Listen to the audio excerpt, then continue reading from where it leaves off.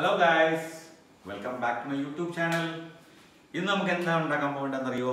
ഇന്ന് നമുക്ക് ഉണ്ടാക്കാൻ പോകുന്ന സാധനമാണ് സ്പൈസി ഡ്രസ്സിംഗ്, തായ് ഡ്രസ്സിംഗ്. വളരെ ഡിഫിക്കൽട്ടായ സാധനമാണ്, കുറേ സമയം എടുത്തുണ്ടാക്കേണ്ട ഒരു സാധനമാണ്. ഇത് ഇന്നുണ്ടാക്കിയാൽ ഒരു ദിവസം വരെ വെച്ചിട്ട് വേണം അത് നെക്സ്റ്റ് ഡേ യൂസ് ചെയ്യാനായിട്ട്. All right, okay. നമുക്ക് അതിന് വേണ്ടുന്ന ഇൻഗ്രീഡിയൻറ്റ് എന്താണെന്ന് വെച്ച് കഴിഞ്ഞാൽ, മെയിൻ ഇൻഗ്രീഡിയൻറ്റ് എന്ന് പറഞ്ഞു കഴിഞ്ഞാൽ തായ് ചില്ലിയാണ്.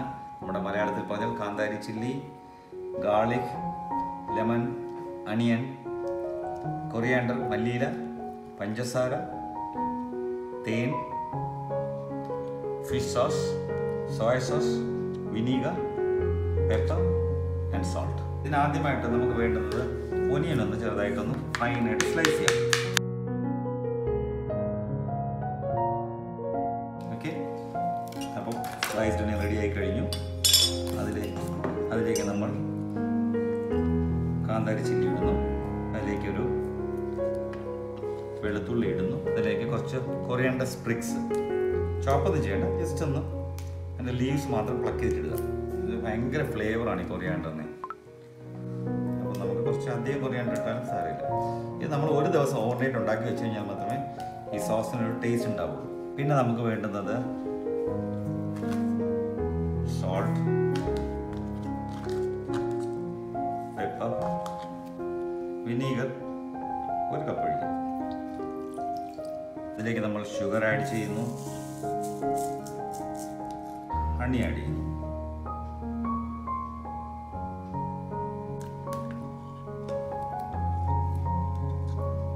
ഇനി നമുക്ക് ശ്രദ്ധയോടെ ചെയ്യേണ്ട ഒരു സാധനമാണ് ഫിഷ് സോസ്. ഫിഷ് സോസ് വളരെ സ്ട്രോങ് ആയ സാധനമാണ്. നമുക്കൊരു 2 സ്പൂൺ മതിയാവും. സോയ ഒരു 2 സ്പൂൺ ഒഴിക്കും. നന്നായിട്ട് മിക്സ് ചെയ്യുക. മിക്സ് ചെയ്യുമ്പോൾ ഷുഗർ നന്നായിട്ട് അതിലോട്ട് മെൽറ്റ് ആവണം.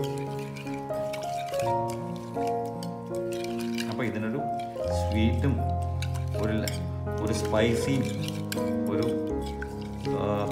സ്വീറ്റ് സ്പൈസി ആൻഡ് ഒരു സിട്രസ് ഫ്ലേവർ കിട്ടും.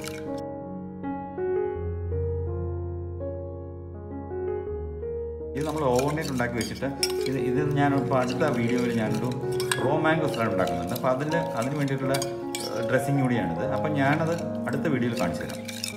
ഓൾറൈറ്റ്, ഇതിലേക്ക് കുറച്ച് ലൈം ജ്യൂസ് കൂടി ആഡ് ചെയ്യുക. Make sure that the sugar gets melted properly. Okay, നന്നായിട്ട് ഡിസോൾവ് ആവുക ഇത്. എന്നിട്ടൊരു ഓവർനൈറ്റ് വെക്കുക. ഒന്ന് ടേസ്റ്റ് ചെയ്ത് നോക്കട്ടെ.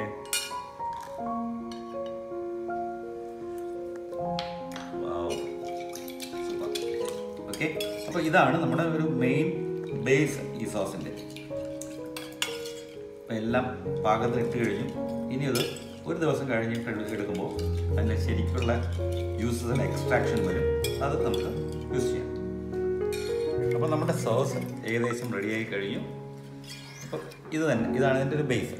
ഇനി നമുക്ക് ഇതൊരു ഓവർനൈറ്റ് വെച്ചിട്ട് നമുക്ക് അടുത്ത സലാഡ് ഉണ്ടാക്കുമ്പോൾ അത് ചെയ്ത് കാണിക്കാം. All right, thank you very much.